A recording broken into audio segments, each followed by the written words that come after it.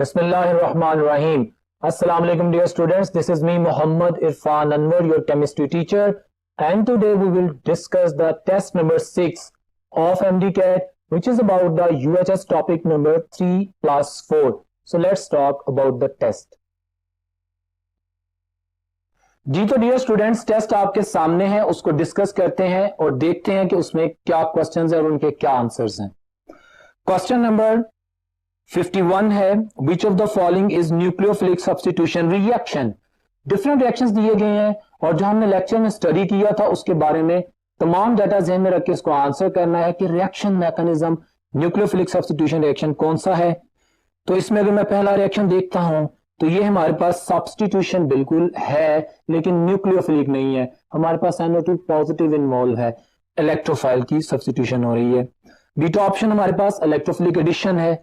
Charlie option भी हमारे पास हमारा रेलेवेंट न्यूक्लियोफिलिक सब्स्टिट्यूशन रिएक्शन नहीं है बल्कि एसिड बेस्ड रिएक्शन है। तो delta option is my answer, जिसमें एक स्ट्रॉन्गर न्यूक्लियोफाइल एक वीकर को रिप्लेस कर रहा है। तो इसका आंसर डेल्टा है। Question number 52, rectified spirit contains alcohol about. Popular MCQ 95% alcohol होती है रेक्टिफाइड स्पिरिट में। तो dear students, it's a simple memory based answer और इसमें ऑप्शंस को देखता हूं तो delta option is my answer, जिसमें 95% अल्कोहल है।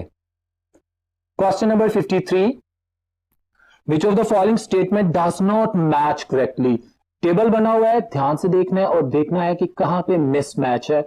सो ऑप्शन ए अगर मैं देखता हूं तो स्टेट एट रूम टेम्परेचर, उसने कहा कि लिक्विड है, एथेनॉल ठीक कह रहा है, और फिनॉल सॉलिड होती है, बिल्कुल ठीक है। Beta option organic acid, acetic acid when it react with ethanol बिल्कुल एस्टर बनता है और फिनॉल से रिएक्शन नहीं होता, बिल्कुल सही ऑप्शन है। ब्रोमीन वाटर रिएक्शन करता है जब एथेनॉल से नहीं करता, बिल्कुल सही कह रहे हैं। और फिनॉल से करके 2,4,6 ट्राई ब्रोमोफिनॉल बनता है, इसके व्हाइट प्रेसिपिटेट है, बिल्कुल सही कह रहे हैं। डेल्टा ऑप्शन वो कहता है कंसंट्रेटेड H2SO4। डिहाइड्रेशन जी होती है। Only ethene is form. मैंने लेक्चर में बताया था कि हमारे पास कंसंट्रेटेड H2SO4 से ईथर्स और इथीन दोनों बन सकते हैं। और दूसरा वो कह रहा है कि फिनॉल के साथ रिएक्शन नहीं होता, फिनॉल के साथ रिएक्शन होता है। तो delta option is wrong option, this is mismatch. Question number 54, which of the following has the higher boiling point। Dear students, physical properties of alcohols में मैंने बताया था कि जैसे जैसे कार्बन चेन बढ़ती जाती है उसका बॉइलिंग पॉइंट बढ़ता जाता है। दूसरा, जितनी स्ट्रॉन्ग हाइड्रोजन बॉन्डिंग होगी, जिसमें जितने ज्यादा हाइड्रोक्सिल ग्रुप होंगे उतना ज्यादा बॉइलिंग पॉइंट होगा। इन दोनों चीजों को ध्यान में रखते हुए जो मैं ऑप्शन देखता हूं तो मेरे पास जो सुटेबल मोस्ट ऑप्शन है that is the Charlie option in front of me. तो चार्ली में 2 हाइड्रोक्सिल ग्रुप लगे हुए हैं, स्ट्रॉन्ग हाइड्रोजन बॉन्डिंग होगी, बॉइलिंग पॉइंट ज्यादा होगा। So it's very simple answer, Charlie. Question number 55 है, which of these molecular formulas represent the first 3 members of alcohols. Very simple, हम जानते हैं मेथेनॉल, एथेनॉल एंड प्रोपेनॉल पहले 3 मेंबर हैं alcohols के और वो बीटा ऑप्शन है। It's very simple answer, beta option हम देख सकते हैं। नेक्स्ट क्वेश्चन पे चलते हैं। Question number 56, consider the following reaction having the condition X and Y in the following act of transformation. Okay, very interesting question my dear students. उन्होंने हमें एक इनिशियल रिएक्टेंट बता दी है और फाइनल प्रोडक्ट बता दी है। दरमियान में उन्होंने X एंड Y 2 रिएजेंट्स पूछे हैं जो कंपैटिबल पार्टनर रिएक्टेंट्स हैं, उनके बारे में बात करते हैं। तो ये सवाल जो मैं आपको एक्सप्लेन करता हूं आपके सामने, कैसे मेरे पास क्या ऑप्शन बनती है, मैं रिएक्टेंट को देखता हूं, मैं फाइनल प्रोडक्ट को देखता हूं और उसके बाद मैं अपने सॉल्यूशन की तरफ जाता हूं। आइए इसे हल करते हैं, देखते हैं। डियर स्टूडेंट्स, मेरे पास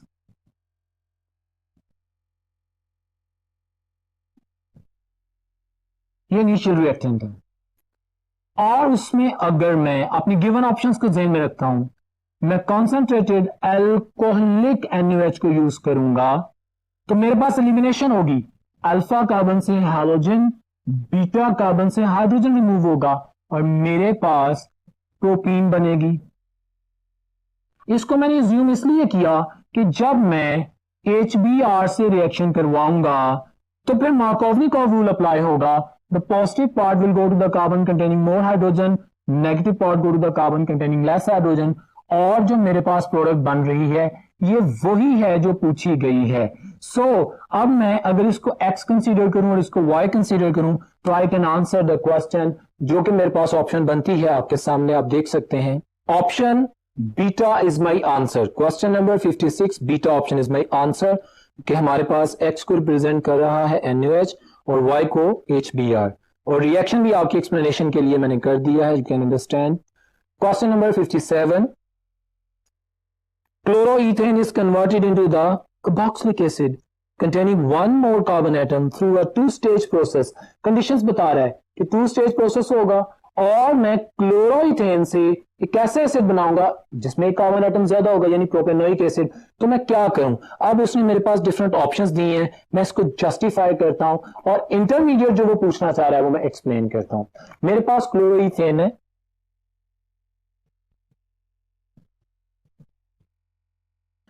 अगर मैं इसका रिएक्शन किसी भी ऐसे सॉल्ट से करूं जिसमें साइनाइड हो तो मेरे पास जो प्रोडक्ट बनती है पहले स्टेप में वो इथाइल साइनाइड होगा। मैं यहीं से प्रोसीजर आगे प्रोलॉन्ग करता हूं, मुझे मेरा सॉल्यूशन नजर आना शुरू हो गया। मैं जानता हूं कि अगर मैं अल्काइल साइनाइड्स का या अल्केन नाइट्राइल्स का एसिड हाइड्रोलिसिस करूं तो मेरे पास साइनो ग्रुप जो है वो कन्वर्ट हो जाता है कार्बोक्सिलिक एसिड में, और यूं मेरे पास जो कार्बोक्सिलिक एसिड बन रहा है आप देख सकते हैं कि उसमें एक कार्बन ज्यादा है, प्रोपेनोइक एसिड बन रहा है। तो इस सवाल का जो जवाब है that is in front of you. Answer is beta option intermediate जो मैंने बनाया पहले स्टेप में, ethyl cyanide. So it's very simple answer, और आपकी अंडरस्टैंडिंग के लिए मैंने इसको करके भी बता दिया। अब नेक्स्ट क्वेश्चन पे चलते हैं। Question number 58, which of these equations correctly represents the fermentation of glucose? Okay, fermentation of glucose हम डिटेल में पढ़ चुके हैं अपने लेक्चर में। हम देखते हैं कि हमारे पास, अच्छा ये इक्वेशन सारी सिर्फ इथाइल अल्कोहल को नहीं बना रही, यहां पे आपके लिए एक मैसेज है कि आप लोगों ने जो भी रिएक्शन याद करना है आपको exact number of moles of the product का भी पता होना चाहिए। तो ये जो इक्वेशंस हैं, इनमें चार्ली ऑप्शन मेरा आंसर है। जब ग्लूकोज का हाइड्रोलिसिस करते हैं हमारे पास जाइमेस की प्रेजेंस में यीस्ट के अंदर मौजूद जो एंजाइम है हमारे पास 2 मोल्स इथाइल अल्कोहल के बनाता है और साथ में 2 कार्बन डाइऑक्साइड बनती हैं। So Charlie option is my answer. Question number 59, identify the incorrect statement about the phenol. Incorrect negative question है, ध्यान से आंसर करना। It is colourless crystalline hydroscopic, यही गलत स्टेटमेंट है। हम फिजिकल प्रॉपर्टीज में पढ़ के आए हैं कि फिनोल रूम टेम्परेचर पे सॉलिड होती है, इसका मेल्टिंग पॉइंट 42 डिग्री सेल्सियस होता है, इसका बॉइलिंग पॉइंट 182 डिग्री सेल्सियस होता है, और ये जो सॉलिड है ये हाइड्रोस्कोपिक सॉलिड नहीं होता, ये डिलिक्विसेंट सॉलिड होता है। वो सॉलिड जो एटमॉस्फेयर मॉइस्चर को एब्जॉर्ब करता है और सॉल्यूशन बना देता है। हाइड्रोस्कोपिक सॉलिड वो होता है जो मॉइस्चर को एब्जॉर्ब तो करता है लेकिन सॉलिड ही रहता है। हम जानते हैं कि फिनोल अगर एक्सपोज्ड हो जाए एटमॉस्फेयर में तो मॉइस्चर को एब्जॉर्ब करके सॉल्यूशन बनाती है। तो alpha option is incorrect, this is my answer. Next question, question number 60, consider the following reaction of alcohols. Okay, हमारे पास ऑक्सीडाइज हो रहा है। In the reaction ethanol act as, my dear students, जब एथेनॉल का स्ट्रॉन्ग ऑक्सीडाइजिंग एजेंट से reaction कर रहे हैं तो ऑक्सीडाइजिंग एजेंट एथेनॉल को ऑक्सीडाइज कर रहा है। इसका मतलब है कि वो जो अल्कोहल है वो एज अ रिड्यूसिंग एजेंट काम कर रही है। कंपैटिबल है ना, एक ऑक्सीडाइजिंग एजेंट होगा तो दूसरा रिड्यूसिंग एजेंट होगा। यही इसने पूछा है। Alpha option is my answer. Very conceptual and simple question. Next question पे चलते हैं। Question number 61. Under identical conditions, even though it proceeds by the same mechanism reaction 1 is faster than reaction 2. Good question. 2 reactions हैं, दोनों एक ही mechanism को follow करते हैं, reactant भी सेम है, बस रिएक्टेंट में से एक रिएक्टेंट का फर्क है। एक रिएक्शन स्पीड से होता है, दूसरा स्लो होता है। क्यों? जबकि मैकेनिज्म सेम है। तो उसकी रीजन ये होगी कि हमारे पास कोई एक रिएक्टेंट पार्टनर ऐसा होगा जो ज्यादा रिएक्टिव है। हम जानते हैं इसमें कि अगर मैं देखूं तो जो रिएक्शन 1 फास्टर है वो इस वजह से है कि cyanide is a stronger nucleophile. तो ये स्ट्रॉन्गर न्यूक्लियोफाइल है, ज्यादा जल्दी अटैक करेगा, ज्यादा जल्दी प्रोडक्ट बनेगी। सो अगर इसको ध्यान में रखें तो ऑप्शन जो बनती है Charlie option is my answer. वो कहता है the cyanide ion is a stronger nucleophile. Very simple and very clear answer. Question number 62, which of the following reagent produce picric acid? What is picric acid? You know, 2,4,6 ट्राइनाइट्रोफिनोल और picric acid है। वो कैसे बनेगा? जब हम concentrated nitric acid का phenol के साथ रिएक्शन करवाएंगे, हमारे पास हाई टेम्परेचर पे कंसंट्रेटेड नाइट्रिक एसिड एक ही रिंग के ऊपर 2, 4, 6, 3 पोजीशन के ऊपर नाइट्रो ग्रुप अटैच कर देता है, उसको पिक्रिक एसिड कहते हैं। तो option Charlie is my answer, concentrated nitric acid. Reaction for your explanation is given in front of you, आप देख सकते हैं। Question number 63, which of the following is not SN reaction? कौन सा ऐसा रिएक्शन है इनमें से जो न्यूक्लियोफिलिक सब्स्टिट्यूशन नहीं है? देख लेते हैं। अल्फा ऑप्शन है स्ट्रॉन्गर न्यूक्लियोफाइल OH Br को रिप्लेस कर रहा है। सेकंड ऑप्शन भी स्ट्रॉन्गर न्यूक्लियोफाइल रिप्लेस कर रहा है, चार्ली भी है। जबकि डेल्टा ऑप्शन तो रिडक्शन है हमारे पास। प्रिपरेशन ऑफ अल्केन्स में रिएक्शन पढ़ चुके हैं हमारे पास। Delta option nucleophilic substitution reaction नहीं है बल्कि रिडक्शन है। So this is my answer. उन्होंने पूछा था कि कौन सा न्यूक्लियोफिलिक सब्स्टिट्यूशन रिएक्शन नहीं है? Delta option. Question number 64, in the upper atmosphere chlorofluoroalkanes, जिनको हम फ्रियोन्स कहते हैं, are broken down to give chlorine radical but not fluorine. मैंने डिस्कशन में बताया था कि क्लोरोफ्लोरोकार्बन्स जब स्ट्रेटोस्फीयर में जाती हैं तो कॉस्मिक रेज की वजह से, चूंकि कार्बन और क्लोरीन की बॉन्ड एनर्जी 346 किलोजूल पर मोल है, कम है, वो टूट जाता है। और कार्बन फ्लोरीन का बॉन्ड स्ट्रॉन्ग है, उसकी बॉन्ड एनर्जी ज्यादा है 467 किलोजूल पर मोल, वो नहीं टूटता, इसलिए क्लोरीन फ्री रेडिकल जनरेट होता है। तो इस कॉन्सेप्ट को ध्यान में रखते हुए आंसर करेंगे। Charlie option is my answer, bond energy का फैक्टर इन्वॉल्व हो रहा है। Question number 65, during SN2 reaction configuration of the alkyl halide molecule. हम जानते हैं कि जब SN2 रिएक्शन मैकेनिज्म पढ़ा था तो न्यूक्लियोफाइल जो अटैक कर रहा है वो बैक साइड से अटैक करता है, मिनिमम स्टेरिक हिंड्रेंस होती है, जगह अवेलेबल होती है, bond breaking and breaking simultaneously होती है, और जो प्रोडक्ट बनती है उसमें आने वाला nucleophile opposite to the leaving group attach होता है, 100% इन्वर्जन होती है, तो इट गेट्स इन्वर्टेड। मेरे पास delta option is my answer. और रिएक्शन आप देख भी सकते हैं, आपकी कन्वीनियंस के लिए दिया गया है। Question number 66, which of the following is not the use of chloroform? तो ये मेमोरी बेस्ड क्वेश्चन है। क्लोरोफॉर्म हमारे पास नसीजिया में यूज होता है, सॉल्वेंट के तौर पे यूज होता है, प्रिजर्वेशन में यूज होता है, लेकिन ये किसी भी सूरत में एंटीसेप्टिक नहीं है। तो chloroform is not an antiseptic. Delta option is my answer. 67, which of the following is the good nucleophile as well as a good living group? The popular question, iodine. Iodine is a good nucleophile as well as a good living group. Exercise का question है, हमें पता है। वो तमाम properties जो मैंने बताई थी कि गुड लिविंग ग्रुप की इलेक्ट्रॉन एक्टिविटी से क्या रिलेशन होता है, उनको भी ध्यान में रखिएगा। तो आंसर मेरे पास बनता है beta option. 68, which of the following type of the reaction is shown by phenol?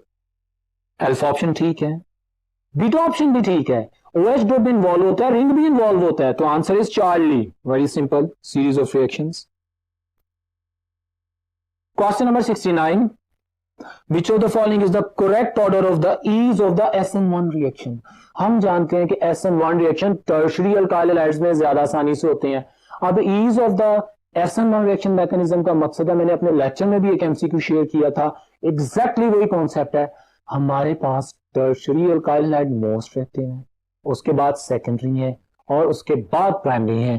तो ये अगर मैं ऑर्डर देखूं तो delta option is my answer. और प्राइमरी में भी जिसकी चेन सबसे छोटी होगी वो लीस्ट रिएक्टिव होगा, ठीक है। और अगर मैं SN2 ऐड करता हूं तो ये ऑर्डर रिवर्स हो जाएगा, ये आपने याद रखना है। बहरहाल इस क्वेश्चन का आंसर डेल्टा है। Question number 70, the relative strength of the phenol water ethanol and carboxylic acid is. हमने जो एसिडिक स्ट्रेंथ का ऑर्डर पढ़ा था, मैंने कहा था कार्बोक्सिलिक एसिड की Ka वैल्यू 10⁻⁵ है, उसके बाद फिनोल 10⁻⁻10 है, उसके बाद वाटर 10⁻⁻16 है, और एंड में अल्कोहल्स हैं। तो इस ऑर्डर को ध्यान में रखते हुए मेरे पास जो आंसर बनता है that is the beta option. Very simple and clear, और इनकी के वैल्यूज भी मैंने टेबल में दे दी, आप सॉल्यूशन में देख सकते हैं।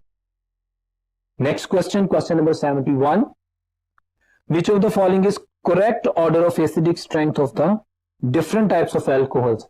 बहुत खूबसूरत क्वेश्चन है स्टूडेंट्स। देखें हमारे पास प्राइमरी अल्कोहल्स हैं, सेकेंडरी एंड टर्शरी हैं। अब मेरे पास ऑक्सीजन और हाइड्रोजन का बॉन्ड टूटना है। कौन जल्दी का ऑक्सीजन और हाइड्रोजन का बॉन्ड तोड़ेगा? जिसका अल्कोक्साडाइन ज्यादा स्टेबल होगा। हम पढ़ के आ चुके हैं कि प्राइमरी अल्कोक्साडाइंस आर मोर स्टेबल, तो वो जल्दी एच पॉजिटिव आयन को रिलीज करेंगे, उसके बाद सेकेंडरी और उसके बाद टर्शरी। यस, तो फिर स्ट्रॉन्ग एसिड कौन सा होगा? Primary alcohol, then secondary alcohols and then tertiary alcohols. तो यहां पे इस कॉन्सेप्ट को ध्यान में रखते हुए जो आंसर है that is beta in front of you. Question number 72, which one of the following mechanism of reaction is shown by alcohol when carbon oxygen bond is broken? My dear student, जब alcohol carbon oxygen bond तोड़ते हैं तो carbocations बनते हैं, एक बात। दूसरी बात, OH नेगेटिव आयन रिप्लेस होता है, OH नेगेटिव की जगह एक नया नेगेटिव आता है। It's a nucleophilic substitution reaction mechanism. So option beta is my answer. Question number 73. Consider the following structure formula of alkyl halide. Nomenclature है, we will select the longest carbon chain और numbering करेंगे। इसका solution भी मैंने आपके सामने दिया है। Numbering will start from the side के जहां पे हाइड्रोजन एटम पास पड़ा होता है। तो इस स्ट्रक्चर का जो नाम बनता है that is 2-bromo 3,4 dimethyl pentane। Options में देखें तो Charlie option is my answer. Question number 74 students in front of you, a compound X has molecular formula C4H10O। Complicated लगता है, हमें स्ट्रक्चर ड्रॉ करना पड़ेगा, लेकिन पूरी स्टेटमेंट पढ़ते हैं, देखते हैं कि पूछना क्या चाह रहा है। एक एल्कोहल है, पता लग गया, CnH2n+2O। तो C4H10O एक एल्कोहल है and is unreactive towards acidified potassium dichromate. Student structure draw किए बगैर हमारे जहन में आ जाना चाहिए कौन सी एल्कोहल्स हैं जो पोटेशियम डाइक्रोमेट प्लस H2SO4 से ऑक्सीडाइज नहीं होती। मैंने बताया था primary alcohol oxidise to produce aldehydes, secondary alcohol oxidise to produce ketones and tertiary alcohols do not oxidise, rather they show elimination reaction, वो अल्कीन्स बनती हैं। तो यहां पे मेरा आंसर जो होगा that will be the delta option, the tertiary butyl alcohol. Clear है? Next question, question number 75। The general formula of alcohol is very simple, CnH2n+2O। एक बात और यहां पे याद रखिए स्टूडेंट्स, मैंने एक रिलेट की है MD-CAT में कि हमारे पास एल्कोहल्स में जो कार्बन और हाइड्रोजन की परसेंटेज होती है एलिमेंटल, बिल्कुल वही होती है जो अल्केन्स में कार्बन और हाइड्रोजन की परसेंटेज होती है। सिर्फ एक फर्क आता है अल्कोहल में कि एक ऑक्सीजन एटम ज्यादा आ जाता है। सो अभी तो ये क्वेश्चन बड़ा सिंपल है, that is the beta answer, we can answer that. Question number 76. Methanol and ethanol are soluble in water due to, भाई कोई भी alcohol is soluble in water due to hydrogen bonding। हमारे पास जैसे जैसे alkyl chain बढ़ती है solubility कम होती है क्योंकि हाइड्रोजन बॉन्ड वीक होता है। Methanol, ethanol are fairly soluble in water because of the strong hydrogen bonding। तो option Charlie is my answer। Question number 77. Which of the following is the most reactive alcohol when bond is to be broken between carbon and oxygen? My dear students, जब carbon और oxygen का bond टूटता है तो क्या बनते हैं? Carbocations. और हम जानते हैं कौन सा कार्बोकेटाइन ज्यादा स्टेबल है? टर्शरी। और हम जानते हैं जो स्टेबल कार्बोकेटाइन है वो जल्दी बन जाएगा, वो पहले वाला बॉन्ड जल्दी तोड़ेगा। तो जाहिर बात है फिर टर्शरी अल्कोहल जल्दी बॉन्ड तोड़ेंगी और नया बॉन्ड जल्दी बनाएगी, तो reactivity of the tertiary alcohol will be the maximum. So अगर उस ऑर्डर को ध्यान में रखें तो हमारे पास delta option is my answer, tertiary alcohol will be the most reactive. Question number 78।